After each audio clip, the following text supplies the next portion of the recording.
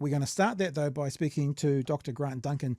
Grant is a good mate of the show. Grant's been with us several times before, and Grant has a Substack that he writes to called Politics Happening, and wrote a piece that was released this morning, Luxon & Co. Under Attack, but Labour's got competition. Some interesting questions in here, Grant, about the treaty and about what's happening between ACT and Te Pāti Māori. So we do want to bring it to that before we conclude, but conclude the conversation, I mean. But what I want to do to start with, and welcome to the show, what I want to do to start with is actually address a point you make at the start of that, which is talking about, I think it was Chris Trotter writing, saying there needs to be a new Helen Clark. And the idea of being a new Helen Clark or a new decent leader, I don't know if I can put it that way, right at the time where Chloe Swarbrick has taken over in the Greens, or is going to take over in the Greens, and Debbie Nato-Apaka is absolutely firing on all cylinders. And it had me kind of think, well, what is the next round of leadership going to be? What's it going to look like? What do we need in politics to have this be a more functional political system, especially if you're looking at it from the left? So welcome. And there's the first starting point. It's a big question, because I guess my point really is that, you can have great policies, and I think, Labor is taking a step back, as I understand it, as an outsider, to reconsider its policies and appointments to its policy council and all that kind of thing. That's great. Give them a bit of time to reconsider those things. And I don't think they should be in any hurry to change leaders if that's going to happen between now and the next election. I'm not saying they ought to do that. It's not for me to say what a political party ought to do. I just don't see that as my role. However, I keep repeating in my column, leadership does matter. It makes a difference. But the way it makes a difference depends on the personality and the timing. And so, obviously we can think of Helen Clark, and now she did an amazing job. She picked up the leadership of Labor at its lowest. Yeah. She led through 1996, let that one go, essentially, and then rode on to 1999, subsequently 9 years of her leadership. Now, that's actually a pretty amazing record, really, for any political party, National or Labour. Pretty amazing record.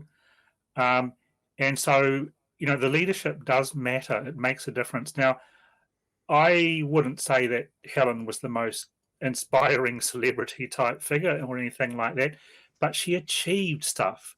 Under her government, she and her team achieved a lot. I mentioned KiwiSaver in the column, but working for families, the whole tertiary education strategy, Interest-free student loans, that was a big one from them. Yep, that's a big one. That probably some people say was what clinched them the 2005 election. She had her down times, particularly, of course, controversy, thinking about the present moment, controversy over the foreshore and seabed, probably her lowest point, I think, in her prime ministership. But she battled on through and ended up with nine years in office. Now, my point really is that leadership matters, and it doesn't necessarily mean you've got to be cover of Vogue material, does it? I'm not saying it's a bad thing, by the way, but it doesn't have to be that kind of leadership. There's different styles. So John Key, equally close to 9 years, shall we say 8 years, and quit while he was ahead of the cunning dog. But so, it does make a difference. So Labor needs to think through that issue carefully, but it's a little bit sensitive, isn't it, when you've got an existing leader who appears to be hanging on. Chris Trotter's opinion clearly is that he should embrace defeat and go. Now, as I say, it's not for me to say what the Labor Party should do, but nonetheless, my point is, hey guys, leadership matters. Doesn't matter what party you are. Yeah. It's funny when you say it's not your place to say. I'm like with Chewy, I'm like, we'll say. It might not be our place either, but we'll say it. I think that for me, that Chris Hipkins is not going to win the next election. He's not the guy for the job. My question is, who is, and at what point in the cycle is most advantageous for them to move to that person? Here at the show, I think, be fair to say, Chewy, correct me if I'm wrong, we think Kieran McEnulty would be a pretty amazing one. Is it a bit soon for him? Don't know. Like a year out from the election, 18 months out, how much runway do you need to peak at the right time before you do a Don Brash after its Orewa speech and peak and then just come down and lose? So that's what I'd be interested in. I'd be interested in who is the person and when is the best time to change over? Because if there's no one, then it's Hipkins kind of by default. What do you think, Chewie? My first, and I admit, knee-jerk reaction is to go in the opposite direction from what Chris Trotter says. I would agree, Blake. Like, I like Chippy, I really do.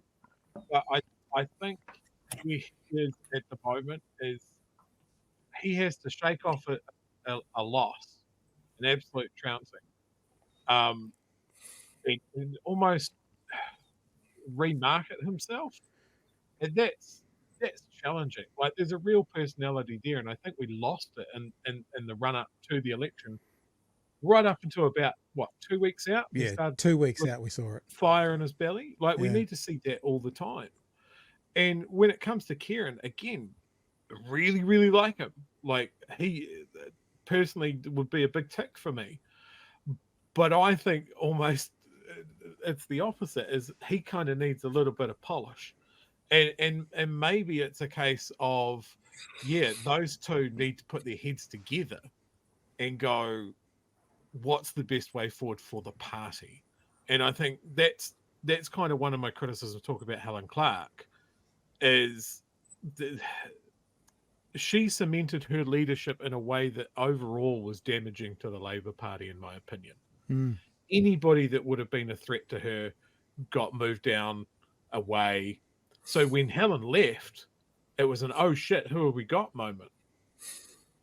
And that's where Labour was left. And to go from Helen Clark's, as I remember it, very authoritative leadership to John Key's leadership by opinion poll, that's why he's so well regarded. And I think when you compare those two people to Christopher Luxon, he's neither. He's a void compared to any of the people that I've just rattled off. He's like the absence of a leader, the LaCroix of prime ministership. So they're just some quick off the cuff thoughts I just had just now. What do you reckon, Grant? Well, Jacinda had a 7-week run in, didn't she? So you just never know how these things might work out. But I guess the wisdom surely is that there's no rush at this point in time for Labour to make a choice, but they've really got to make that choice. In other words, even if they decide to stay with Chippy for the next election, they've got to make that a choice, not just because, it's all a little bit awkward, we don't want to talk about it kind of thing, and we can't think of anyone else. I think Kieran sounds like a definitely a possible contender there. But I don't. I mean, you've got to ask yourself this question about Hipkins. Okay, Helen Clark suffered a loss, so to speak, or an election that she had to flag, and then went on to victory. Does Hipkins have that in him? Because he suffered from that standard historical thing where if you're if you get the prime ministership midway, you're going to lose the next election.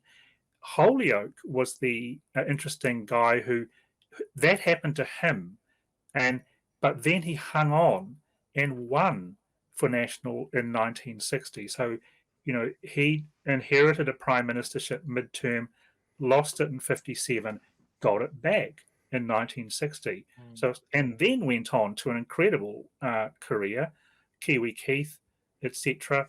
That kind of consensus politics in the 1960s. Okay, I know he's national and all the rest of it, but was national. But what I'm getting at is, just in general terms, there's nothing to say in historical precedent that Hipkins couldn't pull it off. But the point is, I can't see him quite doing that at the moment. He's not getting the exposure, the relevance, the hits, etc. So it's early days. I mean, I wouldn't write him off yet. So I wonder, along with those lines, like Helen Clark lost in '96, I wonder if, so let's say that it stays with Hipkins, that the loss he just suffered, would that serve him better next time around, thinking that a one-term government is pretty unlikely, historically speaking, or would it be better to bring in, whoever the next person is, thinking they'll probably lose the next one, but then that'll be their Helen Clark 1996 to go on to the next one. I mean, if Chippy comes up again and they lose again, then he's done, and then you've got a new leader in there with no leadership whatsoever. The flip side of that, I guess, is could bringing someone in, let's just say Kieran, for argument's sake, and then him lose that one, will that taint him, or would it be better for someone else to lose it and then he pick up in the new cycle? So I don't know. Yeah. Well, look, if it were me, I've got to admit, I'd be sitting there thinking, I'll let him lose the next election and then I'll come in. Right. And that's what I reckon Jacinda would have been thinking, but then the choice was forced on her. Yeah. And lo and behold, she did it. She pulled it off. But if in her position, conventional wisdom would have been saying, no, just let Andrew lose and then I'll take it. Let's jump through to the next part of the conversation, which of course again is from your Substack, and I've highlighted a little piece here out of it. Subscribe to Politics Happens by Grant Duncan, launched a year ago. Happy birthday, 1 year old. Yeah. And it says this is a part of the paragraph, talking about ACT and Te Pāti Māori and what they want in the treaty and how they're interpreting the treaty. And they're both interpreting it differently, but maybe they want similar things to do with who runs what. And you say this: I don't believe that ACT want to erase the treaty. They're trying to interpret it in a manner that's consistent with their principles of formal equality and property rights. There are substantial differences between the two parties' interpretations, other party being Te Pāti Māori, but it would be in the interests of the whole country if they'd search for some common ground. I want to just put up a tweet I put out today, and you guys can tell me how wrong it is if you like, because I actually also agree that I don't think, because people are saying this thing, they're going like, no one's talking about rewriting the treaty. There's no policy about rewriting the treaty. That is true. However, this is what I put up today, and I'd be happy for you guys to respond to this. People who keep saying that there's no intention or policy to rewrite the treaty either aren't getting it or are disingenuous. Imagine a policy comes along to take everyone's car keys, and people start to say they're banning us from driving. And the response is, there's no policy to ban driving, but the actions of the other policy make driving impossible. This is what I think. The actions and intent of the treaty referendum is to redefine how the treaty is read. And through that redefinition, that will be how the treaty is enacted and what comes from the treaty, which is kind of akin to rewriting it without rewriting it. No, this word means that. We're not going to rewrite the word, we're going to redefine the word. And I just had that thought today. It's a bit like, so I'll take Chewy's keys off him and he can't drive his car. I haven't stopped you driving your car, but you've got my keys. Yeah, but you go, drive your car. That's how it kind of feels to me. Fair enough, Pat. That's okay. I just think that both TPM and ACT are trying to rewrite the treaty. And that was the point of my column, is that TPM has done quite a lot of creative rewriting in there. For instance, I point out the way that the word governance migrates from Article 1 to Article 2. And they translate kawanatanga as custodianship, not government. Now, there's quite a lot of rewriting going on right there, right? Now, what I'm saying is it's fine to rewrite it or to interpret it. That's what we're doing. We're all doing that. That's what the Court of Appeal did in 1986. That's where the concept of partnership comes from. It's a living document. We're rewriting it, reinterpreting it, if you like.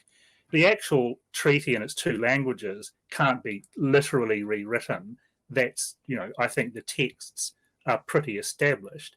But the point is that one way or another, we're reinterpreting it as we go. And what is wrong with that? It's a living document.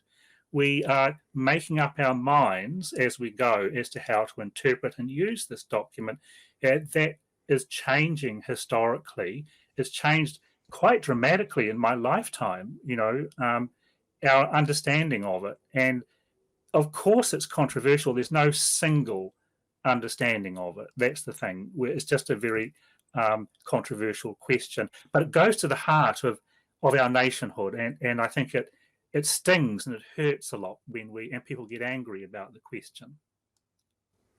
I wonder. Yeah, I think that's a really good point. Like, You see David Seymour couching his rhetoric and like, this is a conversation that needs to happen. And it's like, I'm down for a conversation about the role of Te Tiriti in modern New Zealand. That's not the problem. My problem is what you're planning to do with that discussion, and the fact that like turning around and saying everybody has a say in this when there is just an absence of people's knowledge around the treaty. You know, I'm learning about this now in the last 10 years. You can't sort of go out to the population and go, cool, so everybody's on the same even keel. We're discussing it now. It just there isn't the grounding. Well, the discussion's been going on for a long time anyway, and the debate will carry on. I guess what you're mentioning, though, is should there be a referendum on the issue? Now, at the moment, we don't know what, if there were to be a referendum, we don't know what it is that we would be asked to approve, because there's nothing in writing yet. Yeah. There'd still be a parliamentary process. And Seymour himself, somewhere I remember reading, has said that just like with the end of choice bill, of course there'd be changes from his original draft, and we don't know if there were a full parliamentary process through to an act of parliament. We don't know what the final result would be. And here's part of the problem. You see, if the parties of the left, including TPM, the Greens, Labour, and so forth, had taken this initiative some time ago and done it themselves and said, we'll put forward a bill on the principles of the treaty to clarify the matter, because it is unclear what the principles of the treaty are, to give statutory clarity to courts, to lawyers, to bureaucrats, etc. This is what a parliament believes it means. If they had taken that initiative, they wouldn't be in this situation now, because the initiative has been taken away from them by the ACT Party. That's what they're pissed off about. I think that also, it feels to me like we're still not even at a place and I don't mean to sound like a moron, but which treaty? Like, we were talking to Professor Margaret Mutu last week, and I asked her a stupid, dumb person question. I'm like, which treaty did Māori sign? And she was like, well, Te Tiriti, they signed the Māori version of the treaty. So straight away, as someone who always kind of thinks of the treaty as a contract, an agreement between two parties, I'm like, well, why are we even talking about the English version then? That's not the version that was even signed. That was a document for the English speakers to understand it. And I actually really think until we go, okay, yes, the English version, the treaty, has its place, and it was signed by about 30 chiefs out of approximately 600, but we understand that it was signed by those 30 chiefs because they didn't have the Māori one there, and they were told it was exactly the same as the Māori one, which it kind of wasn't. But until we even go there, until we actually go, okay, officially, right now, like the UN says, like if I was to make a contract with a Fijian company and there was to be a copy in Fijian and a copy written in English, I would want to adhere to the English one because I don't speak Fijian. It makes sense that Māori would adhere to the one written in Māori, that we actually go, this one. Now, from that point, all the other conversations can happen. So I don't even think we can get there yet myself. Well, but here's the thing, you see, that the ACT parties, and I'm not speaking for the ACT party's policy, right? I'm not defending it. But their policy, they claim, is based on the Reo Māori version. And you read their policy and it's very clear. Now, I don't entirely agree with their interpretation. Yeah. No one has to. I don't think that Seymour is expecting that people will agree with it entirely. It's just a draft that goes to the Parliament to be and to the Select Committee to be haggled over and potentially changed. Now, but my point is that they have begun from what they claim to be their interpretation of the Reo Māori version. And it's very clear in their policy that's what they're doing. The point that Willie Jackson's been making for 6 months, and people will love or hate him, is that they've got no one in kind of the history of sort of the judicial system, academia, Treaty of Waitangi, that agrees with their interpretation of it. I mean, the most obvious one is the agreement between the Crown and iwi, and he's changing it to they're changing it to between the Crown and all New Zealanders. That's a pretty massive difference. In other words, everyone has now got the same standing as the original people who were here. Exactly. That's what upsets people, is that particularly in Article 2, they've put all New Zealanders in there, and that does seem to fail It's to a slap- recognise. I mean, it's a slap in the face. It's a slap in the face to people who signed the treaty, in my opinion. Look, I'm not going to comment on it Okay. that way. But my point is simply to say that their version of Article 2 doesn't appear to recognise distinctive Indigenous rights. Yeah. Yeah, All put right. it that way. Hey, let's remind people of how to find you.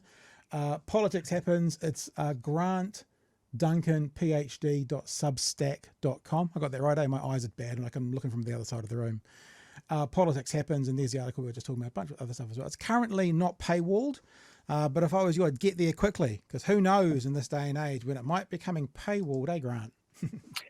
Well, yeah, I mean, I don't have an income at the moment, so... Just do what Mr. Luxon does and just say, I watched this space 4 times, and then we can leave it at that. Watch this space. Yeah. Watch this space. Hey, Grant, thanks so much for coming on tonight. Really appreciate your time. Thanks, guys. Been great talking with you.